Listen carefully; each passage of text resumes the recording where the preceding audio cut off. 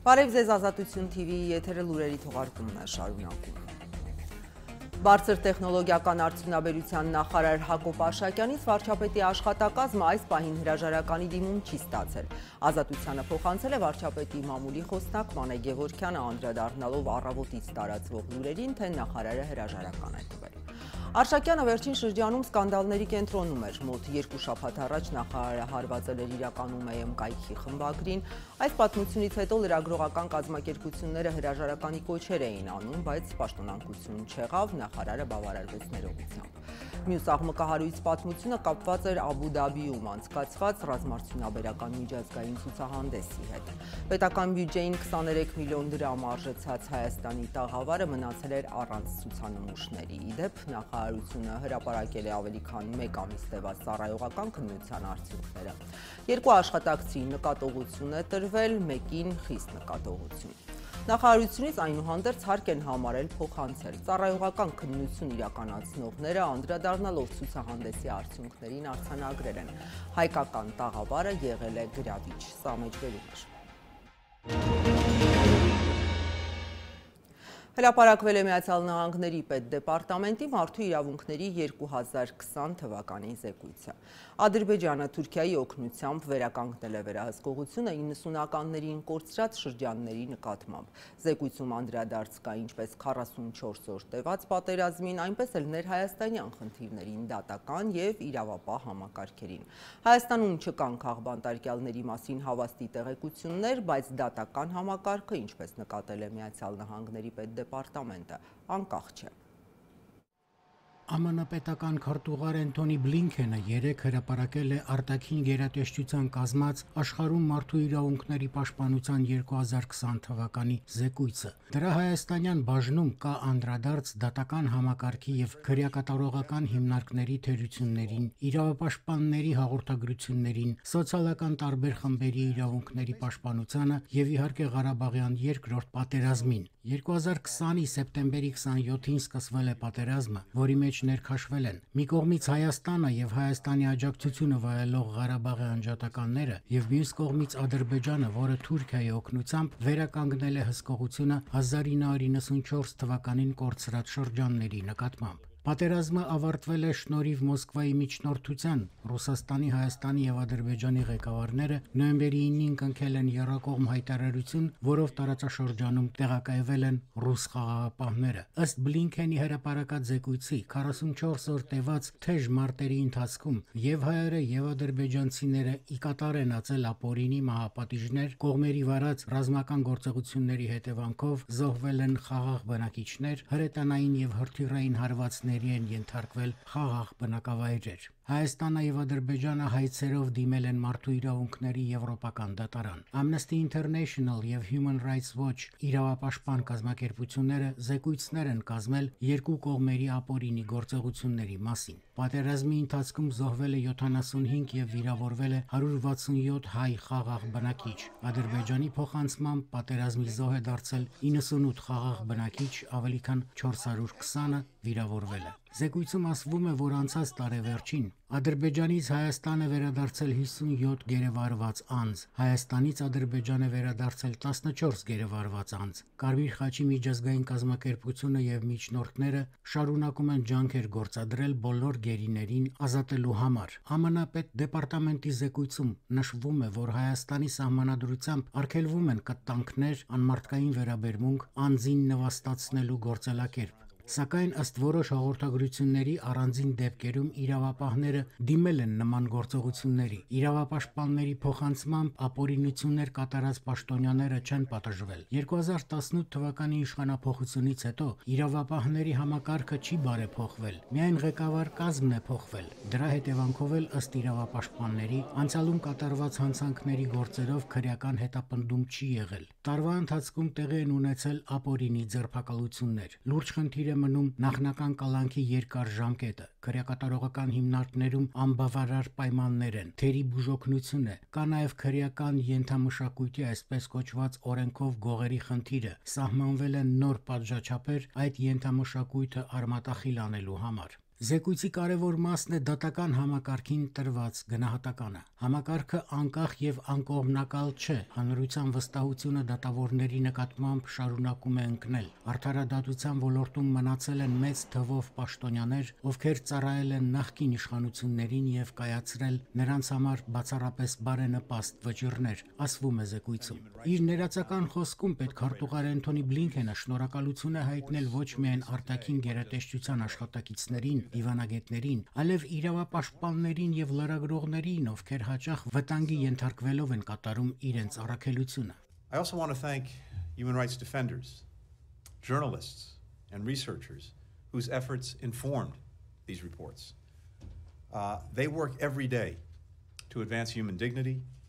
often, as you all know, at great risk to themselves. Զեկույցում կա անդրադարձ մամուլին, մասնավորապես հիշատակվում է նախկին ոստիկանապետ Վովա Գասպարյանի հետ կապված միջադեպը։ Գասպարյանը հարձակվել է ազատության լրագրողների վրա, երբ նրանք փորձել են ռեպորտաժ պատրաստել Սևանի ափին ապօրինի կառուցված դղյակների մասին։ Նախկին ոստիկանապետը ոչ միայն հայոյախառն լեզվով է խոսել, այլև սպառնացել է սպանել լրագրողներին։ Այդ փաստով գործ է հարուցվել։ Մեկ այլ միջադեպ էլ կապված է Երկիր մեդիայի օպերատոր Հայկ Սուքիասյանի հետ, դատապարտելով նոյեմբերի 9-ի եռակողմ համաձայնությունը, ընդդիմությունը դեկտեմբերի 1-ին կառավարության հրաժարականի պահանջով ցույց է անցկացրել ըստ զեկույցի, ոստիկանները փորձել են բերման ենթարկել ցույցը լուսաբանող օպերատորին։ Լրագրողների իրավունքները պաշտպանող կազմակերպությունները դատապարտել են նշված եւ տարվա ընթացքում տեղի ունեցած այլ միջադեպերը։ ԱՄՆ պետական դեպարտամենտի մարդու իրավունքների 2020 թվականի զեկույցում ասվում է, որ Հայաստանում համացանցը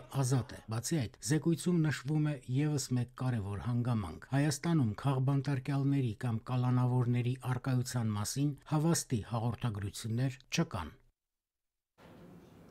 Հայաստանի մարդու իրավունքների պաշտպանն արձագանքել է Միացյալ Նահանգների պետդեպարտամենտի զեկույցում Հայաստանի մասին որոշ ձևակերպումների։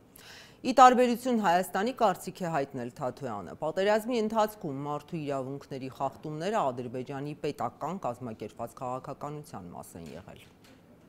Ճիշտ է, այսօր առավոտյան իմացա, որ զեկույցը հրապարակվել, չեմ հասցրել ծանոթանալ։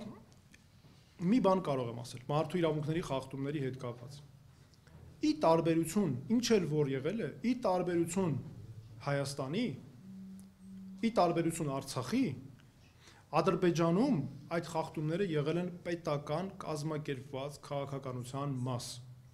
Խոշտանգումները, գլխատումները եւ այլն, դրանք ոչ թե առանձին վերծված Ադրբեջանի զինվորների իրարից անկախ խախտումներ են, օրինակ գլխատումներ են եւ այլն, դրանք կազմակերպված պետական քաղաքականության, ատելության ու թշնամանքի քաղաքականության մաս են եղել։ Եվ այստեղ ես մի կարևոր բան սկզբում մոռացա ասեմ, հիմա ուզում հատուկ ընդգծել։ Հայաստանի ոչ մի իշխանություն երբեք ատելության քաղաքականություն Ադրբեջանի ժողովրդի նկատմամբ չի վարել։ Իսկ Ադրբեջանը հատկապես 2003 թվականից, երբ հիմա գործող նախագահը եկավ իշխանության, ինքն էլ է որտեղ ելույթներում նշում, ինքը մի անգամից սկսեց այդ ատելության կազմակերպված քարոզը։ Եվ այս խախտումները, խոշտանգումները եւ այլն ի տարբերություն Հայաստանի նաեւ այնտեղ են այդ կարևորագույն հատկանիշ ունեն, նորից եմ ասում։ Հայաստանի քննչական կոմիտեում կան որոշակի գործեր հարուցված, մենք մեր գործընկերների հետ կապի մեջ ենք, բայց նորից եմ ուզում ասել, ինչ էլ ով էլ ինչ հանցանք էլ ուզում է կատարի, գիտեք, հանցանքի համար մարդը միշտ պետք է պատժվի, անկախ նրանից ով է կատարողը։ Բայց դա այդ մասով դա քաղաքական մի քիչ գնահատականներ են, ես փաստահավաք աշխատանքները ես չեմ արել, ասենք փաստահավաք աշխատանքները Ադրբեջանում, կոպիտ ասած, իսկ դրա համար կարող եմ մեր ասել, Հայաստանի Հանրապետության Արցախի նկատմամբ բնակչության նկատմամբ այդ խախտումները, պատերազմական հանցագործությունները, մարդկության դեմ ուղղված հանցագործությունները եղել են կազմակերպված քաղաքականության ու թշնամանքի մաս։ Եվ հանրության նկատմամբ վստահությունը դատավորների Այդ ճիշտ է ուրիշ հարց է, ուզում եք որ Ամերիկայի դեսպանության զեկույցին չեմ ուզում անդրադառնալ, դա պետք է ծանոթանամ նրբությունները հասկանամ։ Ես միայն կարող եմ ասել, որ տեսեք, այս իմ մեկնաբանությունը նույնպես ամերիկյան զեկույցը չէր դեսպանատան։ Այս որ նոր ասեցի, որտեղ ես ծանոթ չեմ, այնտեղ կարող է դուք հիմա ինչքան էլ ընթերցեք, այնտեղ կարող է ձևակերպումներ լինեն, որ կոնտեքստը փոխեն։ Դա համար ես չեմ կարող այդ զեկույցին անդրադառնալ հիմա։ Այդ թվում դատական իշխանության։ Հայաստանում անցած մեկ օրում կորոնավիրուսի դեպքերի թիվը աճել է 1148-ով, գրանցվել է հիվանդությունից մահվան ևս 18 դեպք։ COVID-19-ից այս պահին Հայաստանում բուժվում է ավելի քան 15,000 մարդ։ Նախորդին հայտնի դարձավ, որ Գերմանիան կրկին կասեցրել է AstraZeneca-ի պատվաստանյութի կիրառումը։ Որոշումն ընդունվել է, երբ 60 տարեկանից ցածր 3 տասնյակ մարդկանց մոտ պատվաստումից հետո նկատվել են գլխուղեղի անոթների թրոմբոզի ախտանիշներ։ Նրանցից 9 մահացել են։ Հայաստանը ևս AstraZeneca է ձեռք բերել, այս պայմաններում ինչ որոշում կկայացվի սկսել այս վակցինայով պատվաստումները։ Գալով պատվաստանյութին Հայաստանը հիշեցնենք առաջին փուլում AstraZeneca-ի վրա է կանգ առել, որը առնվազն խնդրահարույց է որակվում, որոշ երկրներ լրացուցիչ ստուգումների սպասեցին միաժամանակ կասեցնելով Վրաստանում բուժքրոջ մահվան դեպքը որոշակիորեն արգելակեց պատվաստումների տեմպը, դա ինչու հենց սա ընտրվեց Տիկին Ավանեսյան։ Տեսեք, ուրեմն մենք նոյեմբեր ամսին Հայաստանը մաս կազմեց COVAX Facility հարթակին, որը ստեղծվել է ուրեմն բազմաթիվ երկրներ միանալով եւ միջազգային կառույցները փորձել են միասնական բանակցային ճակատ կազմել եւ լավագույն պայմաններ ապահովել զարգացող երկրների, այո, եւ այս ուրեմն սրա շրջանակներում, սա ասում եմ, դեռ նոյեմբերին ամսին էր, ինքը շրջանակային պայմանագիր է, որի ուրեմն շրջանակներում մենք ունենում ենք այսպես բացվող առաջարկներ եւ AstraZeneca-ի կողմից եւս արված առաջարկը մեր մասնագիտական խորհուրդը դիտարկելուց հետո ուրեմն որոշում կայացրեց, որ այնուամենայնիվ դրա ռիսկերը եւ արդյունավետությունը հաշվի առնելով եւ հիմնվելով մասնագիտական կառույցների եզրակացության վրա խորհուրդ տվեց Հայաստանին ձեռք բերել։ Իհարկե, եւ ասեմ, բոլոր երկրներն էլ դա մենք նոյեմբերին ենք միացել, բայց հարթակը ստեղծվել է անգամ մի քանի ամիս ավելի շուտ, մենք դիտարկել ենք բոլոր դրա ուրեմն հնարավոր համագործակցության եզրերը եւ միացել ենք եւ բոլորն էլ այս հարթակից օգտվում են եւ որոշումները կայացվում են ըստ այդ պահին արկա տեղեկատվության, մասնագիտական կառույցների կողմից տրված տեղեկատվության եւ այս պահին էլ, եւ առաջարկի երկրի հնարավորությունների, այս պահին էլ ուրեմն մենք իհարկե ամենայն ուշադրությամբ հետևում ենք արվող բոլոր հետազոտություններին եւ ուրբաթ օրը մեր մասնագիտական խորհուրդը ուրեմն հերթական իր հանդիպման ընթացքում կքննարկի արկա այս պահին եւ Եվրոպական միության, Եվրոմիության եւ Ամերիկայի Միացյալ Նահանգների եւ ԱՀԿ-ի կողմից փաստացի արված եզրահանգումները եւ ուրեմն կտա մեզ խորհրդատվություն կախված ուրեմն տարիքային, որ տարիքից է AstraZeneca-ն օգտագործվելու եւ մի շարք այլ հանգամանքների մասին։ Իդեպ, եթե ծանոթ եք, Գերմանիան որոշեց այնուամենայնիվ ձեռնպա մնալ 60-ից ցածր տարիքի մարդկանց պատվաստել, որտեղ թրոմբային խնդիրներ են մոտ 60 մարդու մոտ առաջացել։ Հայաստանը այսինքն կոնկրետ երկրների օրինակին է հետևելու կամ գուցե Եվրամիության, Առողջապահության համաշխարհային կազմակերպության ցուցումներին, ինչպես է դա մեզ մոտ որոշվելու։ Մենք հետևում ենք կոնկրետ երկրների կողմից կայացված որոշումներին, բայց իհարկե հաշվի ենք առնում մասնագիտական կառույցների ուրեմն արվող եզրահանգումները, որովհետև նշեմ, որ պատվաստումների հետ կապված ընդհանրապես այսպես պրոցեսները իրենց մեջ բացի մասնագիտականից ներառում են նաև քաղաքական, տարածաշրջանային եւ շատ այլ նրբություններ, որոնք պետք է զտել եւ միայն հենվել մասնագիտական եզրակացությունների վրա։ Ասեմ, որ ուրեմն պետք է շատ զգուշորեն ֆիլտրել ինֆորմացիան եւ հենվել ստուգված, փաստված տեղեկատվության վրա եւ իհարկե այդպես որոշումներ կայացնել։ Բացառված չէ, որ մեզ մոտ էլ դրվի այդ շեմը տարիքային AstraZeneca-ի համար։ Ես դրա համար նշեցի, որ ուրբաթ օրը խորհուրդը իր հերթական նիստին կքննարկի բոլոր հանգամանքները եւ փաստարկված որոշում կկայացնի, որի վրա մենք կշարժվենք առաջ։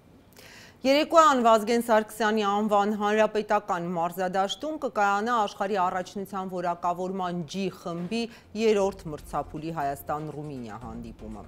Իսլանդիայի դեմ կիրակնօրյա հաղթանակի շնորհիվ Հայաստանի ֆուտբոլի ազգային հավաքականը աշխարհի առաջնության որակավորման խմբի առաջին հորիզոնականը այժմ կիսում է Գերմանիայի հետ։ Թիմի մարզիչ, գլխավոր մարզիչ Խոակին Կապարոսը երեկ մամուլի ասուլիսի ընթացքում ասել է, ռումինացիները մարզադաշտում հստակ պատկերացնում են իրենց առաջ դրված խնդիրները եւ Հայաստանի ընտրանուն դժվար հանդիպում է սպասում։ Ծանոթացնենք նաեւ օրվա միջազգային նորություններին։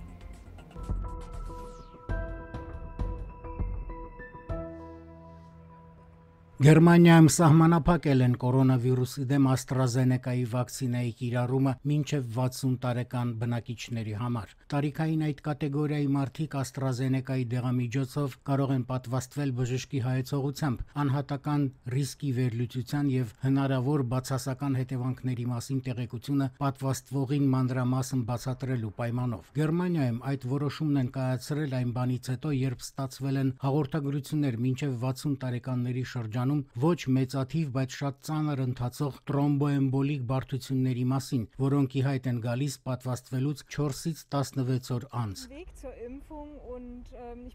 Ես հիմա գնում եմ պատվաստվելու եւ շատ մտահոգված եմ։ AstraZeneca-ի ներարկումները նախ դադարեցրել էին, հետո վերսկսեցին։ Հիմա էլ այդ վտանգի մասին են խոսում։ Հասկանում եմ, որ կառավարությունը մարդկանց առողջության մասին է մտածում։ Շատ վախեցած եմ, ուզում եմ հնարավորինս արագ պատվաստվել, ասել է բնակիչներից մեկը։ Այսօրվա դրությամբ Գերմանիայում գրանցվել է կորոնավիրուսի ավելի քան 2.790.000 դեպք։ COVID-19 հիվանդությունից մահացել է ավելի քան 79,000 մարդ։ Կորոնավիրուսի դեմ պատվաստանյութի երկրորդ դեղաբաժինը ստացել է շուրջ 3.960.000 բնակիչ։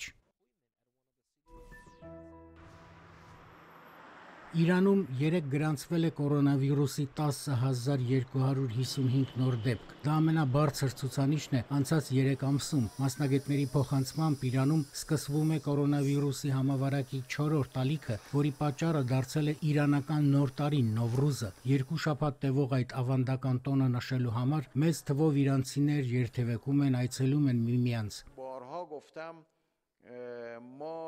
Ես բազմիցս ասել եմ, որ մեր վարչակազմն ունի 2 խնդիր՝ պայքար սանկցիաների եւ կորոնավիրուսի դեմ, ասել է նախագահ Հասան Ռոհանին։ Իրանում կորոնավիրուսով ախտահարվել է մոտ 1.900.000 մարդ, մահացել է 62.569 հիվանդ։ Իշխանությունները Նովրուզի նախօրեին բնակիչներին հորդորել են խուսափել զանգվածային հավաքներից։ Իրանը Ռուսաստանից ստացել է Sputnik V վակցինայի 400,000 դեղաչափ, եւս 1.600,000 դեղաչափ կստանա առաջիկայում, բացի այդ Իրանը կստանա AstraZeneca-ի վակցինայի 4.200.000 դեղաչափ, Sinopharm չինական վակցինայի 250,000 դեղաչափ եւ Հնդկաստանում արտադրվող Covaxin պատվաստանյութի 500,000 դեղաչափ։ Ջրասուզակները կարողացել են հայտնաբերել եւ դուրս հանել Ճավայի ծովում այս տարվա հունվարի 9-ին կործանված Boeing 737 տեսակի քաղաքացիական օդանավի սևարկղը։ Ջակարտա Pontianak չվերթը իրականացնող Svirinjava Air ինդոնեզիական ընկերության օդանավի աղետի հետևանքով զոհվել են բոլոր 56 ուղևորները եւ անձնակազմի 6 անդամները։ Մասնագետների փոխանցմամբ սևարկղի արձանագրած տվյալների վերականգնումը եւ վերլուծությունը կտևի մոտ 1 շաբաթ։ Մենք անընդհատ որոնումներ ենք կատարել, Փառք Աստծո, անցած գիշեր հաջողվեց գտնել օդաչուների խցիկի սևարկղը, ասել է Ինդոնեզիայի տրանսպորտի նախարար Բուդի Կարյան։ Նախնական վարկածի համաձայն ողբերգության պատճառ է դարձել օդանավի շարժիչի խափանումը։ Իլոն Մասկի հիմնադրած SpaceX ընկերությունը հայտնել է առաջին բացառապես քաղաքացիական տիեզերական անձնակազմի անդամների անունները։ Անձնակազմի հրամանատարը կլինի միլիարդատեր Ջարեդ Այզեկմանը, ով հոգալու է մնացած 3 գործընկերների թռիչքի ծախսերը։ Առաջին անգամ մարդուն տիեզերք կուղարկի ոչ թե գերտերությունը, այլ մասնավոր ընկերություն։ Դա շատ մեծ նշանակություն ունի։ Ապագայում 50-100 տարի անց Լուսնի վրա, Մարսի վրա կլինեն տիեզերակայաններ, բայց պետք է ինչ-որ բանից սկսել։ Եվ այսօր պարզ մարդիկ են մեկնում տիեզերք, մի օր տիեզերքը կբացվի մեծ թվով մարդկանց համար, ասել է ապագա անձնակազմի հրամանատար Ջարեդ Այզեկմանը։ Անձնակազմի անդամներն են գիտնական Սիան Պրոկտորը, օդային ուժերի վետերան Քրիստոֆեր Սեմբրոսկին եւ բժիշկ Հեյլի Արսենոն։ Հիմա անձնակազմը պատրաստվում է թռիչքին եւ սպասում է տիեզերական միջազգային կայանին միակցված Dragon տիեզերանավի վերադարձին։